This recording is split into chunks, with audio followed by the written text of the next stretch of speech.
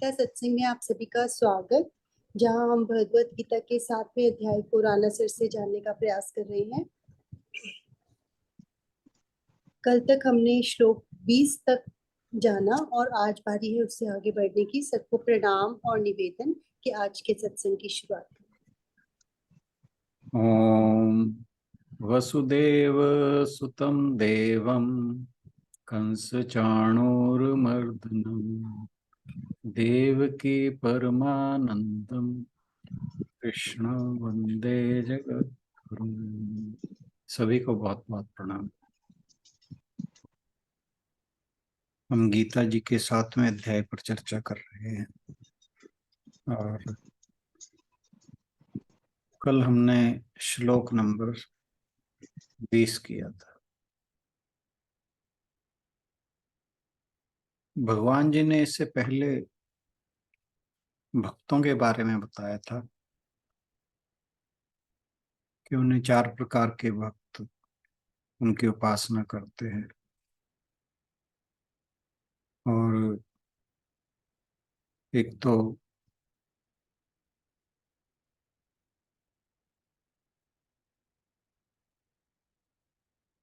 पहला कौन सा था?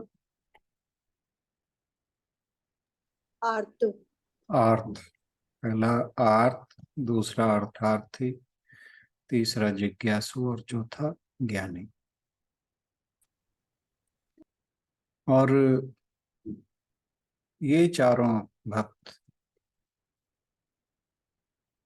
भगवान में श्रद्धा विश्वास रखते हैं, लेकिन जो पहले 3 हैं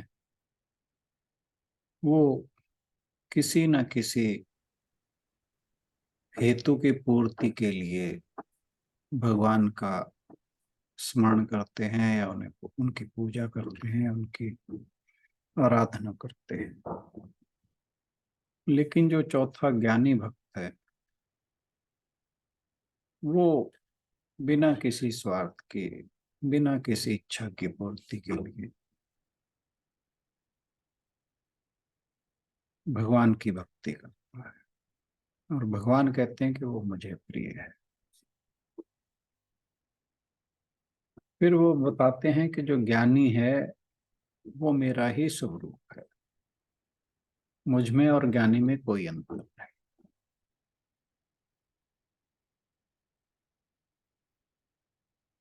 इसके बाद वो बताते हैं जो हम कल श्लोक किया था कि जिनका ज्ञान कामनाओं से अपहृत हो गया है, यानी जिनका ज्ञान इच्छाओं या कामनाओं के द्वारा हरा जा चुका है, वे मनुष्य अपनी अपनी प्रकृति या स्वभाव से नियंत्रित होकर अनेक देवताओं को की पूजा अर्चना करते हैं और उनके नियमानुसार करते हैं और उन देवताओं के शरण हो जाते हैं, अर्थात कि वो भगवान की शरण नहीं होते। ये सारे लोग जो हैं जिनका ज्ञान हरा गया है कामनाओं और इच्छाओं के द्वारा, ये अलग अलग इच्छाओं के लिए अलग अलग देवताओं की पूजा करते हैं और जो जो उनके विधि विधान हैं, क्योंकि हर देवता की जो पूजा की विधि है, पूजा का विधान है, वो अलग है। जैसे इंद्र की, जैसे शनि देव की, जैसे सोम की, किसी की भी, जितने भी देवता हैं, राहु केतु आदि, सबकी अलग अलग विधि विधान है और ये पूरे नियम के अनुसार उनकी पूजा पूजा अर्चना करते हैं और उनके शरण हो जाते हैं ताकि वे इन्हें इनकी इच्छा के अनुसार फल दे सकें। ये भगवान को पाने की इच्छा भी नहीं करते। इनकी इच्छा केवल और केवल अपने स्वार्थ के लिए होती है। लेकिन आगे भगवान जी जो बताने जा रहे हैं वो है श्लोक नंबर 21, जिसमें भगवान जी देवताओं की आराधना के बारे में कुछ और भी बताएंगे। इस पर हम चर्चा करें उससे पहले आशु बहन से अनुरोध के श्लोक पढ़ते हैं। जी सर। यो यो यम यम तनुम भक्तः, यो यो यम यम तनुम भक्तः श्रद्धयार्चितुमिच्छति, श्रद्धया अर्चितुम् इच्छति, तस्य तस्याचलं श्रद्धां तामेव विदधाम्यहम्। भक्त जिस भी दिव्य रूप की श्रद्धा से पूजा करना चाहता है, मैं उस भक्त की श्रद्धा को उसी रूप में स्थिर कर देता हूँ। तो भगवान जी बता रहे हैं कि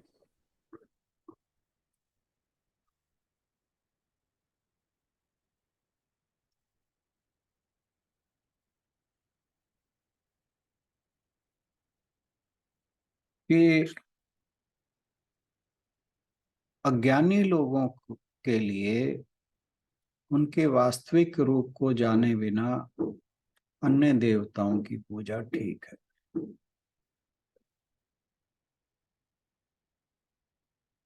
जो छोटे देवता हैं उनकी पूजा पूरी तरह से पाप पूर्ण या गलत नहीं है।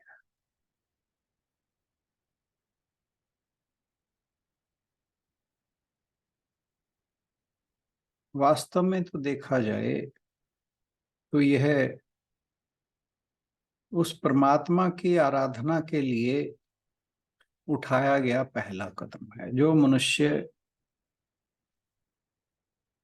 भगवान की तरफ चलने की सोचता है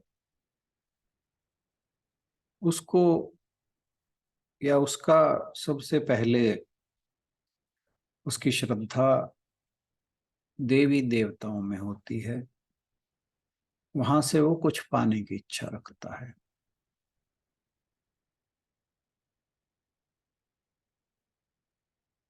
इसलिए भगवान सामान्य लोगों को उनके भक्ति के लिए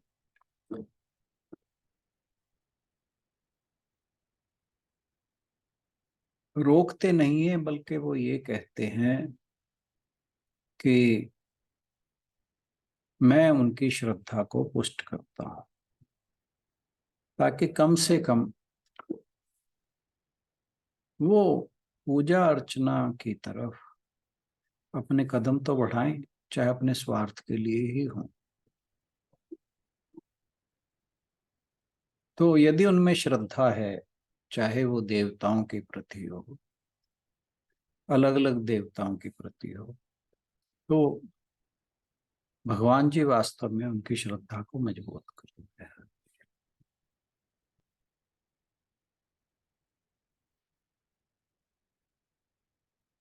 लोगों में आस्था जगे इसके लिए भगवान अपने आप को अलग अलग रूपों में प्रकट करते हैं।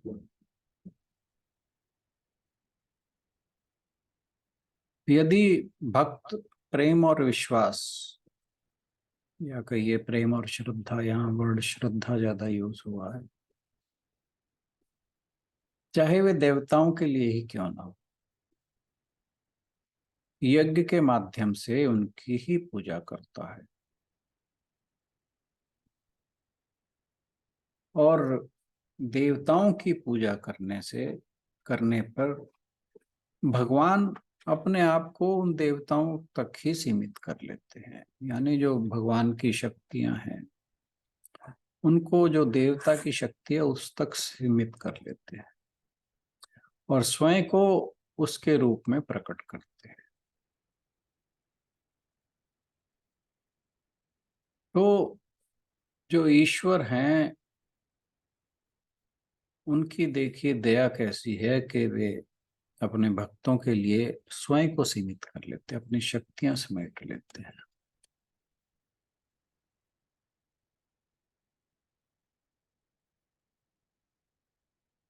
और वे कहते हैं कि यो यो याम याम तनुम भक्ता, एक मिनट, तनुम भक्तः श्रद्धया अर्चितुम मिच्छति। तो वो बहुत उदार हैं, कहते हैं कि कोई भी भक्त जो श्रद्धा के साथ किसी भी विशेष देवता या देवी की आराधना करना चाहता है तो मैं उसको उसकी श्रद्धा को पुष्ट कर कर उसकी मदद करता हूँ।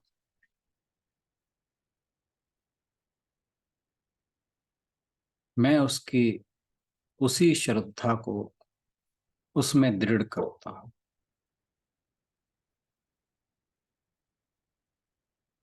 जब कोई लकड़ी, मिट्टी, संगमरमर या धातु से बने देवता के रूप में मेरी पूजा करता है तो यह उनके अंदर के विश्वास के माध्यम से ही होता है, उनके अंदर जो श्रद्धा है उसके माध्यम से ही होता है कि मैं खुद को उस देवी देवता के रूप में प्रकट करता हूँ। यदि कोई मंत्रों के माध्यम से मेरी पूजा करता है, ध्यान करता है और किसी निश्चित देवता, नाम या रूप और कुछ देवताओं को प्रसन्न करने के लिए यज्ञ जैसे बलिदान देता है, भले ही वे केवल देवता ही हों,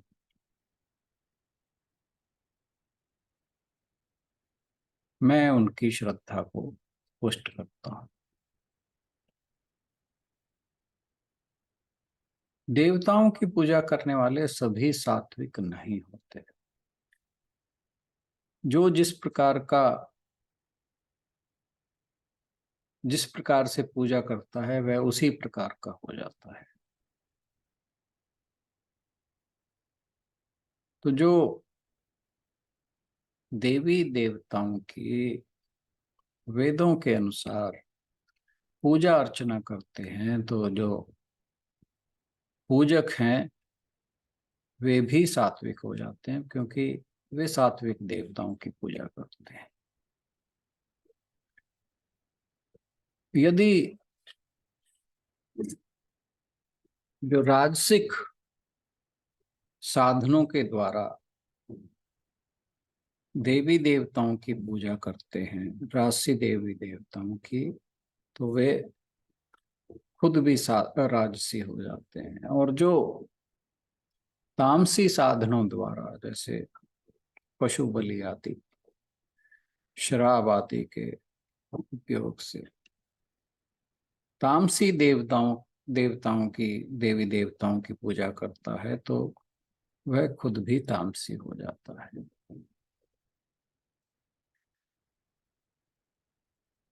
तो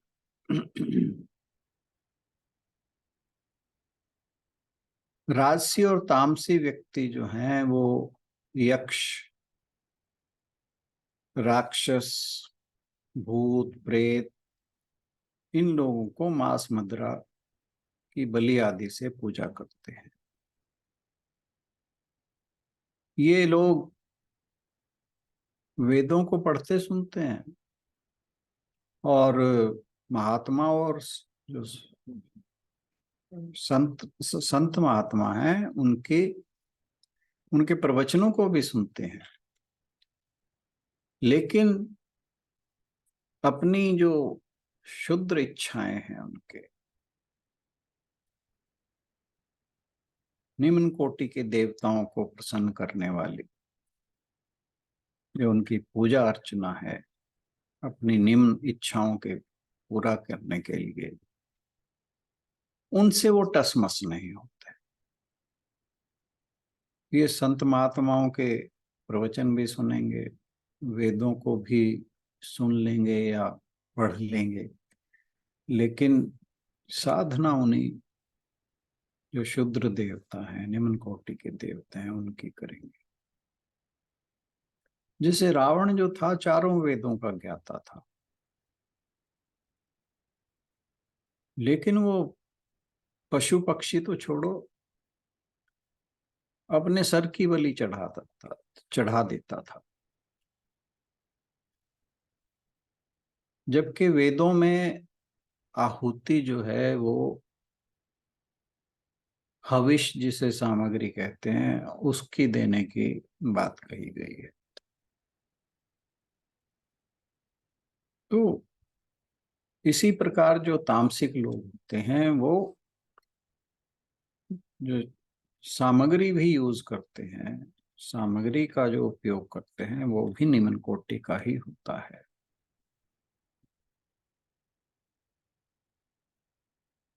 अगर किसी माता के सामने उसके बच्चे की बलि दी जाए तो क्या माता प्रसन्न होती है? तो जो काली माता है, जो जगन माता है, तो जो भी प्राणी मात्र इस जगत में है वे सब उसके बच्चे हैं। तो वो उसकी बलि लेकर कितना प्रसन्न होती होगी, ये सोचने की ही बात है।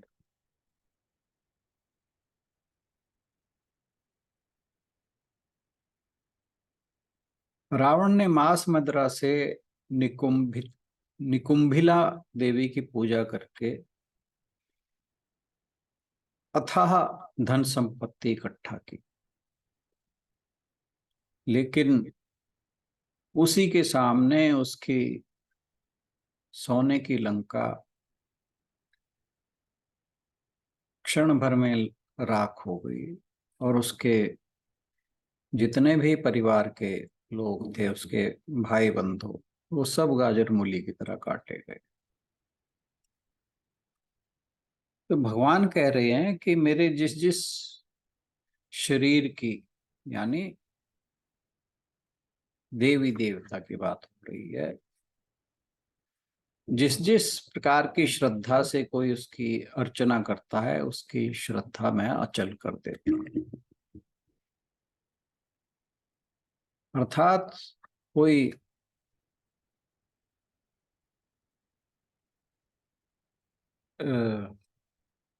निम्न कोटि की देवता की करता है अगर आराधना, जैसे कोई श्वान की करता है, कोई सुअर की करता है, कोई भूत की करता है, कोई प्रेत की करता है, कह रहे मैं उनकी जो आराधना श्रद्धा है मैं उसी में ही प्रगाढ़ कर देता हूँ, बढ़ा देता हूँ। कामनाओं की जो चाहत है, जो ये इस प्रकार के लोग शूद्र देवताओं से करते हैं, वो ज्ञान को नष्ट कर देती है। इन लोगों के सामने केवल और केवल अपनी सिद्धि की प्राप्ति का लक्ष्य होता है। इसी के वशीभूत होकर ये लोग शमशान घाट पर जाकर मंत्र सिद्धि आदि किया करते हैं। अज्ञान में पड़े सभी नीच कर्म करते हैं। भगवान कहते हैं कि हे अर्जुन, इन देवताओं में उनकी आस्था के कारण मैं उनकी इच्छाएं पूरी करता, इसके माध्यम से उनकी आस्था अटल और दृढ़ बन जाती है। मैं उनके विश्वास को मजबूत इसलिए बनाता हूं ताकि उनके लिए एक रास्ता बन जाए, जिससे कि वे अंततः मेरे तक पहुंचे। भगवान श्री कृष्ण एक बार फिर श्रद्धा के ऊपर जोर दे रहे हैं। इससे पहले छठे अध्याय में वे कहते हैं कि यदि आपके पास श्रद्धा है तो आपको कोई नहीं हिला सकता। श्रद्धा और विश्वास के बारे में हमने एक बार पहले भी बात की थी।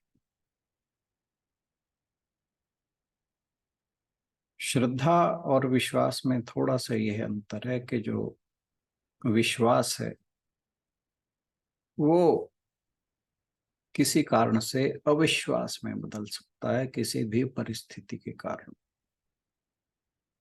लेकिन श्रद्धा कभी अश्रद्धा में नहीं बदलती।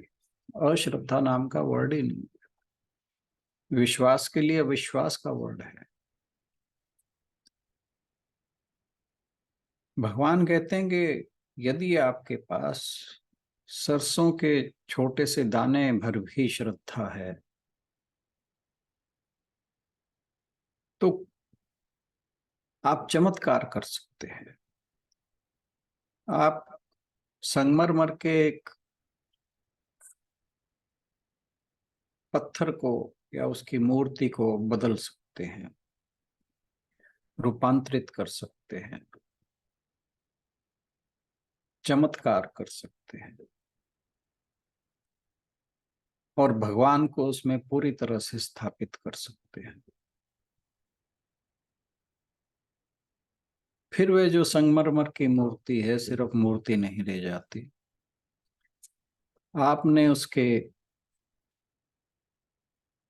आपने उसे अपने श्रद्धा के द्वारा जीवंत कर दिया है, लाइव कर दिया है।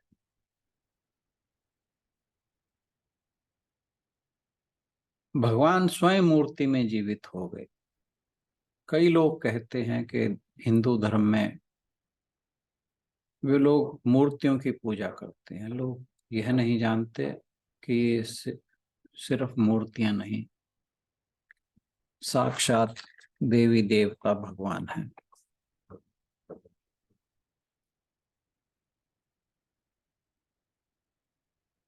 भगवान स्वयं उन मूर्तियों में जीवित हो गए हैं। अगर लोगों में श्रद्धा नहीं हो तो ये सिर्फ एक मूर्ति है, पत्थर की मूर्ति है और कुछ भी नहीं। लेकिन जिन लोगों में श्रद्धा है उनके लिए ये स्वयं भगवान है। एक बार जब रामकृष्ण परमहंस काली माँ को खाना खिला रहे थे तो वे भोजन को महाकाली के मुंह के पास लाते थे और वह उसे खा लेती थी।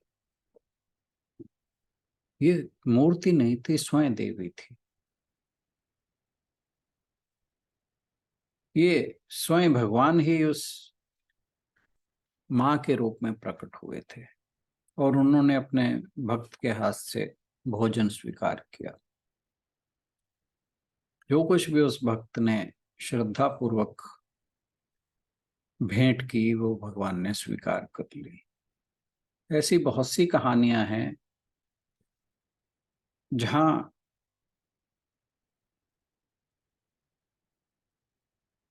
ये जो देवी देवताओं की मूर्तियां हैं उनमें से देवता उठकर भक्त के सामने प्रकट हो जाते हैं।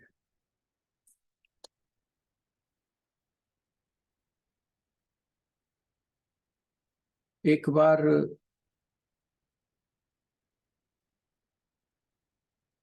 वृंदावन में कहते हैं कि ऐसा बांके बिहारी के मंदिर में बहुत बार हुआ है। एक ग्वारिया बाबा थे जो ऐसे भक्त थे कि जो हमेशा कृष्ण जी के दीवाने थे और हमेशा मंदिर जाते। एक दिन जब वे मंदिर में थे तो चिल्लाने लगे, क्या कभी किसी ने प्रभु को भोजन करते देखा है? तो लोगों ने इस बात को नजरअंदाज कर दिया, लेकिन उन्होंने पूरे जोर से बोला कि नहीं, भगवान ने प्रसाद ग्रहण किया है।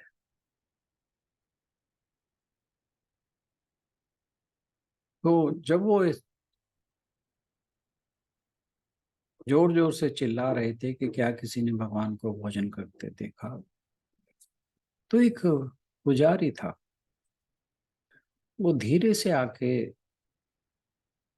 उनके पास आकर बोला कि हाँ, मैंने उन्हें खाते हुए देखा है। इस बात को सुनकर गवारिया बाबा जो थे वो प्रसन्न हो गए कि हाँ, भगवान भोजन करते हैं भक्त के हाथों का दिया हुआ। उनकी श्रद्धा भगवान कृष्ण में ना जाने कितने गुना बढ़ गई। पुजारी ने अपनी कहानी शुरू की। कहते कुछ साल पहले मैं मंदिर की सेवा कर रहा था, तो सफाई करते हुए मेरे मन में एक शंका थी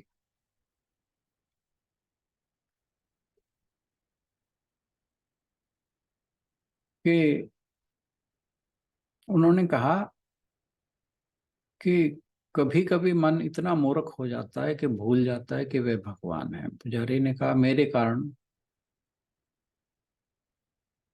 मेरे मन में जब संदेह उठा तो सवाल करना शुरू कर दिया। मैंने भगवान से बात करना शुरू कर दिया कि हे प्रभु, ये सभी लोग आपके पास आते हैं और आपके लिए अनेक प्रसाद लाते हैं। मुझे आश्चर्य होता है कि कभी आप इसे ग्रहण करते भी हैं कि नहीं। मेरे मन में संदेह था, लेकिन मैंने जो साफ सफाई का काम था वो पूरा किया। और इतने में जो गर्भगृह था उसमें भगवान को भोजन करने का समय आ गया, चढ़ाने का समय आ गया। उनका भोग लगाया गया, भगवान के सामने मेज लगाई, सब कुछ साफ किया। भोज मेजन भोजन मेज पर रखा और भगवान से भोजन के ग्रहण करने की प्रार्थना की। भोजन अर्पण करने के बाद जैसी वहाँ प्रथा थी, आधे घंटे के लिए दरवाजा बंद करके ताला लगा दिया गया और लोग जो थे वो आरती गाते, मंत्र जपते रहे। उसने जो गर्भगृह था उसका दरवाजा बंद कर दिया और चला गया। आधे घंटे के बाद जब भोग आरती समाप्त हुई तो वो वापस आया और दरवाजा खोला।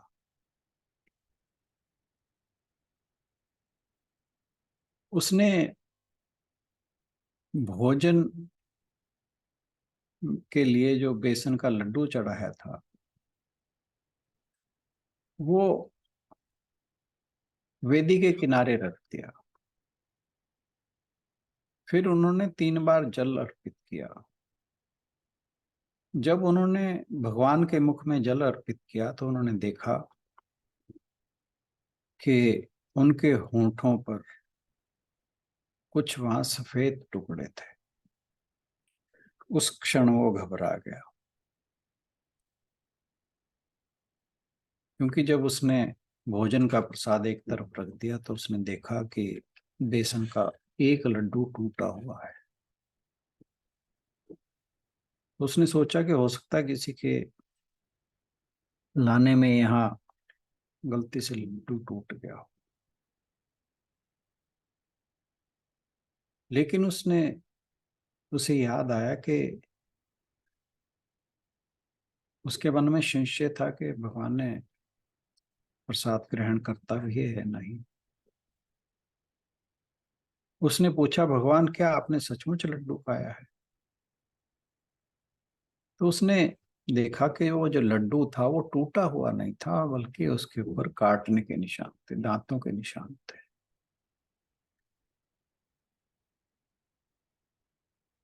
तो इस तरह से उस भक्त का संदेह दूर करने के लिए भगवान ने स्वयं उसको उस भक्त के लिए प्रकट किया। जबकि वे स्वयं उस मूर्ति में उपस्थित थे, पूर्ण रूप से उपस्थित थे। और जैसे ही उस पुजारी को ये ज्ञात हुआ, वो आनंद की अवस्था में मूर्छित हो गया। और जब वो ये कहानी वहां उपस्थित सभी लोगों को सुना रहा था, तो एक बार वो फिर आनंद की अवस्था में चला गया। हॉल में कहते कि सभी लोग रो रहे थे, और भक्तों की जो श्रद्धा थी ना जाने कितने गुना बढ़, और सब लोग जोर जोर से चिल्लाने लगे, बांके बिहारी लाल की जय, बांके बिहारी लाल की जय। गवारिया बाबा जो थे, जब उन्होंने ये कहानी सुनी, वो गिर पड़े और कहने लगे, हाँ मुझे पता चल गया है कि भगवान प्रसाद के रूप में चढ़ाया गया भोजन स्वीकार करता है, खाता है।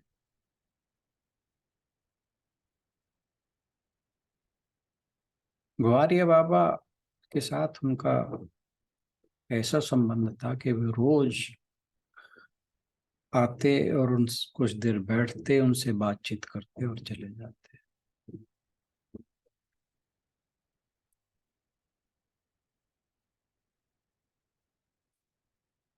ग्वारिया बाबा एक दिन भोजन की बड़ी टोकरी और दृढ़ संकल्प के साथ मंदिर पहुंचे कि भगवान कृष्ण को आज वो भोजन कराएंगे।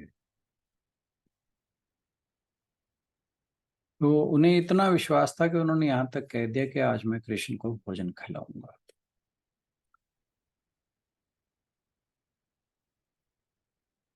तो वे वहां खड़े होकर भगवान कृष्ण को, बांके बिहारी को देख रहे थे, कृष्ण के प्रेम में तल्लीन थे। उनके मन में केवल बांके बिहारी थे। वक्त निकल गया, वे सुबह से ही वहीं खड़े थे। आखिर भोग आरती का समय आ गया, 12:30 बज रहे थे। उन्होंने कहा कि वे गर्भगृह के सामने से बिल्कुल भी हटेंगे। भोजन को गर्भगृह के अंदर रखने के बाद पुजारी ने दरवाजा बंद कर दिया और चले गए। गवारिया बाबा इंतजार कर रहे थे। उसी समय एक सुंदर सा लड़का जिसका रंग सांवला था प्रकट हुआ और गवारिया बाबा के कपड़े खींचते हुए कहने लगा, गवारिया बाबा मुझे भूख लगी है, मुझे कुछ खाने को दो। लेकिन गवारिया बाबा एक टक दरवाजे की ओर देख रहे थे। उन्होंने ध्यान ही नहीं दिया कि कोई बालक उनका कपड़ा खींच रहा है। उसने फिर कहा कि कृपया मुझे भोजन करा दीजिए, मैं भूखा हूं। और गवारिया बाबा ने कहा, मुझे अकेला छोड़ दो, भोजन ढूंढने के लिए कहीं और जाओ। और क्योंकि मैं अभी तुम्हें कुछ नहीं दूंगा, क्योंकि ये मेरे कृष्ण के लिए है।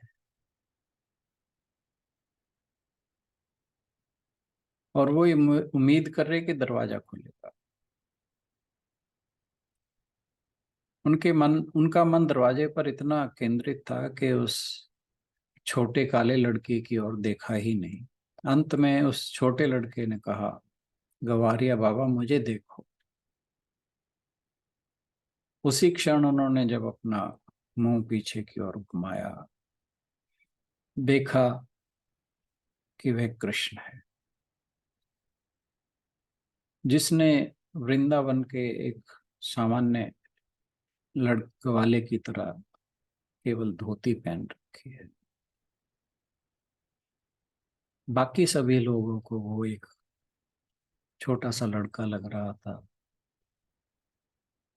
लेकिन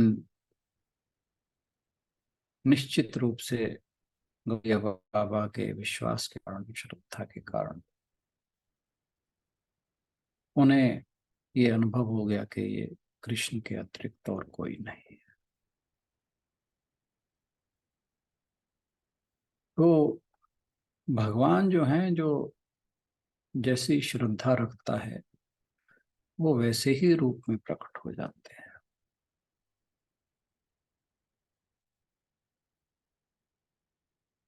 इसलिए भगवान कृष्ण अर्जुन को याद दिलाते हैं कि श्रद्धा से अतिरिक्त, सबसे अतिरिक्त अधिक महत्वपूर्ण और कुछ नहीं है। एक दिन नरेंद्र नाथ, जो आगे जाकर स्वामी विवेकानंद बनने वाले थे, रामकृष्ण की उपस्थिति में उन्होंने उस समय के एक धार्मिक संप्रदाय की निंदा की। सब कुछ सुनने के बाद रामकृष्ण परमहंस ने कहा, नरेंद्र, उनका स्वागत करो।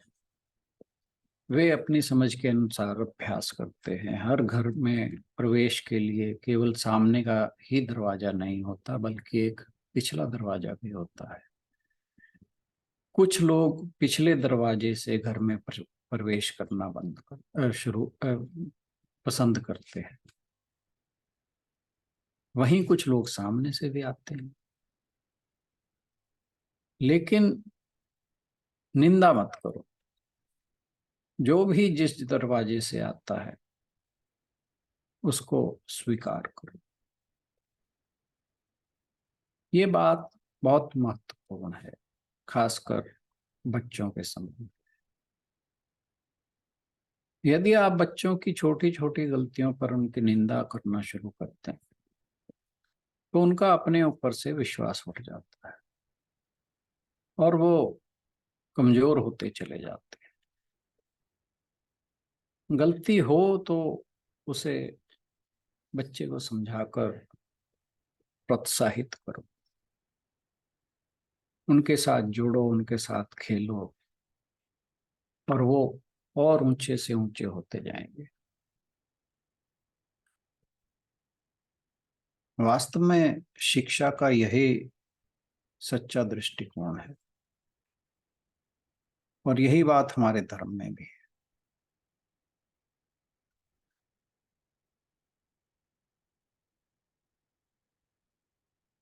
यदि आप कुछ बेहतर नहीं कर सकते, लेकिन अगर नम्रतापूर्ण तरीके से और सहानुभूति के साथ उसकी सराहना करते जाते हैं, तो वह व्यक्ति ऊंचाइयां छू लेता है। लेकिन अगर आप उसकी निंदा करते जाते हैं तो यह उसके विश्वास को नष्ट कर देता है। तो भगवान कहते हैं कि मैं किसी की श्रद्धा तोड़ता नहीं। श्रद्धा तोड़ना एक सज्जन पुरुष की निशानी नहीं, क्योंकि श्रद्धा का जो प्रस्फुटन है वो बड़े मुश्किल से किसी में फूटती है। यह सत्संग की कसौटी है। आप जिसका सत्संग करने के लिए जाते हैं, वह यदि आपके हृदय में श्रद्धा भक्ति को नष्ट करता है और संशय उत्पन्न करता है, तो समझिए कि वह आपको आपके विनाश का मार्ग बता रहा है। लेकिन अगर वो आपकी श्रद्धा को दृढ़ कर रहा है तो वो वाकई सत्संग करने योग्य है। भगवान किस में नहीं है? भगवान हर उस चीज में है जिसमें आपकी श्रद्धा है। वसुदेव वासुदेव सर्वम, वो हर जगह है।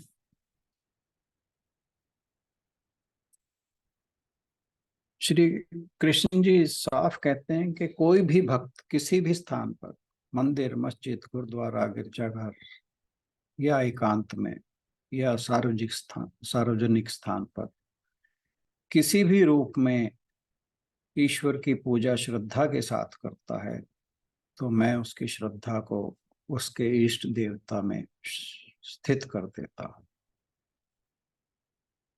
जो गीता को जानने वाला है वो कभी भी कट्टरपंथी पृथक पृथकतावादी या असहिष्णु नहीं हो सकता। ईश्वर के सभी सगुण रूपों का अधिष्ठान एक परम सत्य है, जहां से भक्त के हृदय में भक्ति जागृत होती है और श्रद्धा उत्पन्न होती है, क्योंकि भगवान स्वयं कहते हैं कि मैं उस श्रद्धा को स्थिर करता हूं।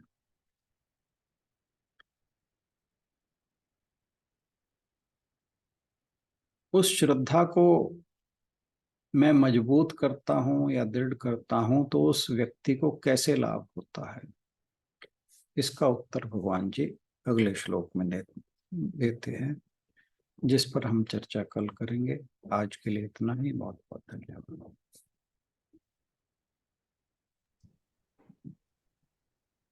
धन्यवाद राणा सर, आज की फिर से खूबसूरत व्याख्या के लिए। यदि आज के श्लोक को लेकर आप कुछ कहना चाहें तो आपका स्वागत है।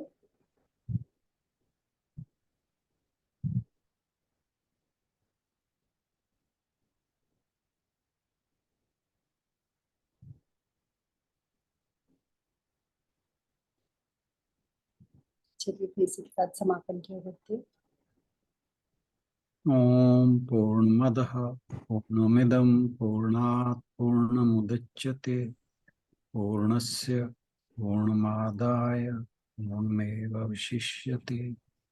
ओम शांति शांति शांति। हरि ओम। सभी को बहुत बहुत प्रणाम और आज के सत्संग में जुड़ने के लिए बहुत बहुत धन्यवाद। Thank you everyone.